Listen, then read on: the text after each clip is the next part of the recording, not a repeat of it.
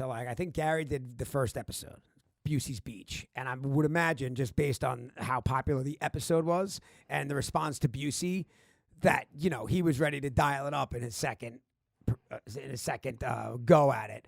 And then it becomes a little bit where it's a little bit about him, right? The whole day. I don't know. I'm sure that you wrote better stuff. I don't know if Gary Busey even thought about the show, because when there were a couple of times I saw Gary Busey at the premiere and he was like, you and I have worked together on something yeah, before, what do right? I know you from? I'm like this. And then at the movie, it was like he had never been on the show before, you know? So, and again, Gary, I was happy I was not in that scene. Gary was nice on a lot of parts of nice. it, but he also had a very severe motorcycle accident that definitely, impacted him. The guy's an Oscar winner or nominee? Nominee. I mean, he was high maintenance in the nicest way possible. And as much as everybody was like, oh boy, it was almost like people got kind of giddy, started talking about it like, yo, we got Busey on Wednesday. It was almost like everybody came in ready to go on the Busey day to lock in all their stories. So there was that too. But when Gary did the podcast, I'm a little disappointed in the scene, if I'm being totally honest.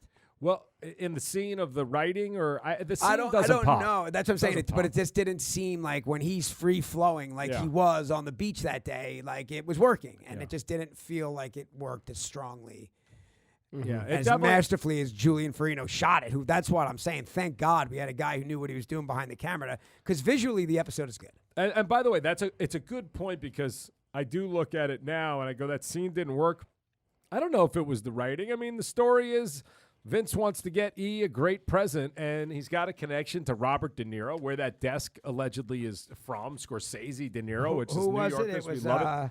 It was Mickey Rooney's desk, and what was it, Breakfast at Tiffany's? Did they say Breakfast at Tiffany's? I think so. And then De Niro got it from Scorsese after New York Stories. Yeah, by the way, I know me as someone like, that's a piece of memorabilia that I would like to have. So it had a strong desire line to it that Vince wanted to get something for E. But you're not going to remember. I don't know if you remember this, but if I'm watching that scene today with them selling him the desk, it feels like they're lying, doesn't it? A little bit. It felt like, oh, we got to have a story behind every piece, right? And she said, Mickey Rooney and Breakfast Tiffany's like, oh, also De Niro's like, I don't know. It felt like you were trying to tip the audience off. You know what? That maybe they were. But again, it's also part of the same thing, like performance or writing.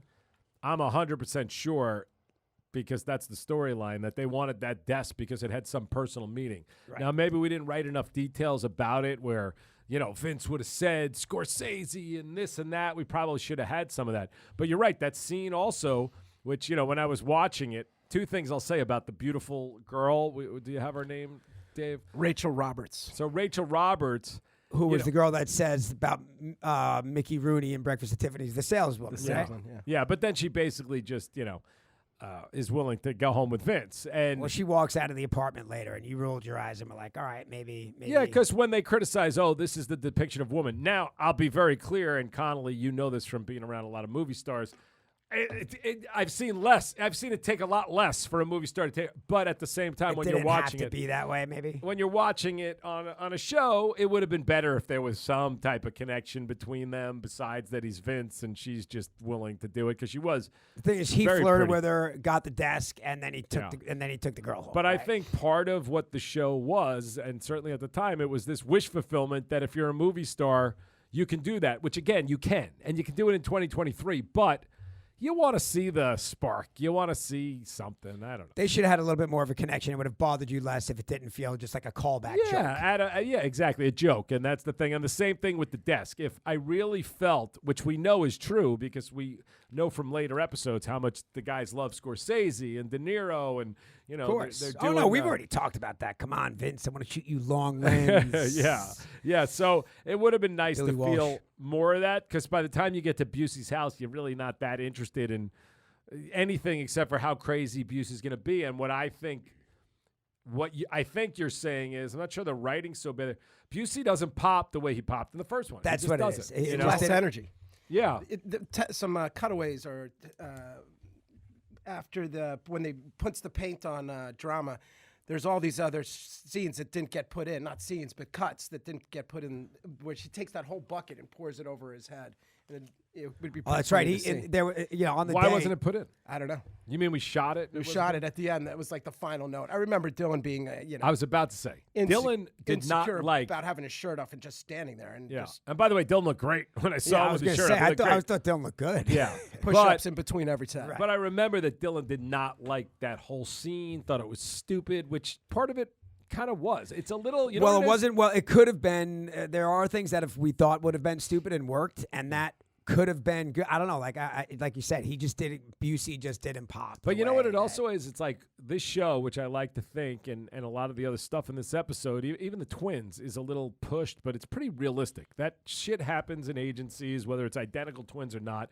That stuff happens with sex with coworkers, and the boss has to deal with it. But the Busey thing, when I look at it now, there could have been anything. They have to get that desk from him, and it could have been anything that Busey wanted them to do. And a more realistic thing is probably Busey wants Vince to do his son's short film, or he wants something that's a little more realistic and not so silly. But I don't know. I think you at one point you looked at me like during the painting scene. You're like, "This is stupid." Yeah, no, it was hard to watch for me actually. It really was. And the opening of this show. So let's just start at the beginning. I mean, I was like, why did I hate this so much? It pops from minute one. Oh, nice walk and talk. Good that's what I'm saying. dialogue. Technically, it was a really well done episode. No, but also just the dialogue was good. And, we always loved the Murphy Group. You and I have been talking about the Murphy Group for fucking 20 years. Murphy Group is hilarious. And calling Jackie Stone is one of my best friends from high school. And I don't mean the actor. The character's name is Jackie Stone in the scene.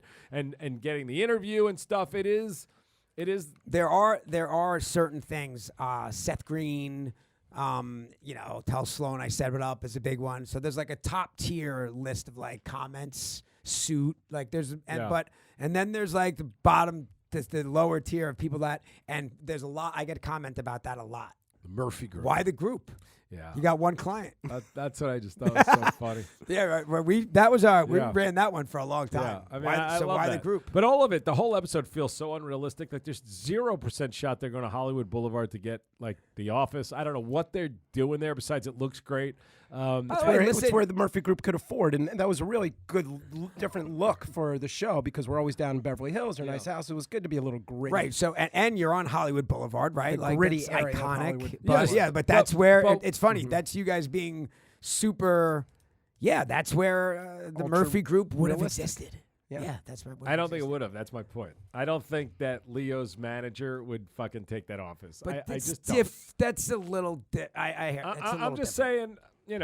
I always try to be he's really trying realistic. To get out on his own. No, I get it. Do his own Believe thing. me, I get the whole thing. I'm just saying it was more of a choice of style, and I think that's where the episode kind of goes wrong. Rather than staying grounded and realistic, and whether he's got to fucking, ask Ari to give him a back room in the mail, whatever it is, it just wasn't very realistic to me to put him in there. All of it feels for comedy's sake. This tiny little thing with the stupid table that you're sitting at the beginning, but the dialogue was all funny. The dialogue was all good and everybody was good, but that storyline, I mean, thank God for Mary J. Blige and the Sklar brothers. And you know how Mary J. Blige comes around. Yeah, that's what I was gonna say. That just came kind of out of nowhere. How'd that happen? I'm in the Beverly Hills Hotel, and I think I was with Brett Ratner, and he was like, or he was with Mary, and he's like, Doug, Mary like loves Entourage. She would love to be on it. And by the way, I love Mary J. Blige, right. like love. And I remember we were standing in the right outside the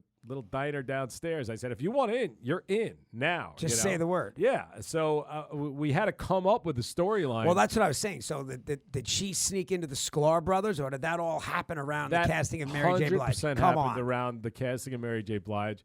And the Sklar brothers, when they were on the podcast, though, said they were in a scene in an earlier episode, and they kind of improv something or something. I forget Gary, exactly what they said they had a good thing going with Piven. Yeah. Something, and then this came up. So, but the fact that whole storyline, because unlike, I'm not trying to beat up on Gary Busey here, unlike the Gary Busey storyline, that was kind of ridiculous and didn't pop. Even though you pushed the Sklar brothers thing a little bit, it somehow worked for me. Yeah. No, all of it stuff, was out there, bro. It's out there, but yeah. I mean, look, there are. I mean, two of the richest brothers in this town. Of course, the guy had sex right. with his wife. You know who it is. Of And course. I'm not talking about it, but so it does happen. But inside the agency, but I thought Like them fist fighting was like odd. it was a little over the top. But Piven was so funny in this episode. He was. And I actually, whether Allie wrote it or Weiss or me or whoever, Burns, it was really funny. I thought Well, the Sklar brothers like, we can't work together. Like, what are you talking about? Jeter and A-Rod's dick swing around the same locker room and their kids did each other. I like that, and I like him talking about like them in bunk beds with their little fucking their car or whatever he's talking about, and do they, he just keeps going at them like, do you guys take a carpool together? I mean, like it's just it's funny, and the Sklars like they have a really funny presence, and you know what? Well, I was thinking about something, dude. Like, and just like I knew Vince wasn't gonna have sex with the guy's wife, I just knew you guys and how protective you were of the characters. And, of course, Piven and Ari would say these wild things, but you knew Piven was going to rectify that. Yeah, well, he doesn't. Yeah, he does. He ends up firing the guy, right? I mean, oh yeah, but he doesn't bring them both back. He fucking throws them out. He fires both, but he had to resurrect. Like, I can't keep this guy here because he earned money. Like, you had to clean that up character-wise.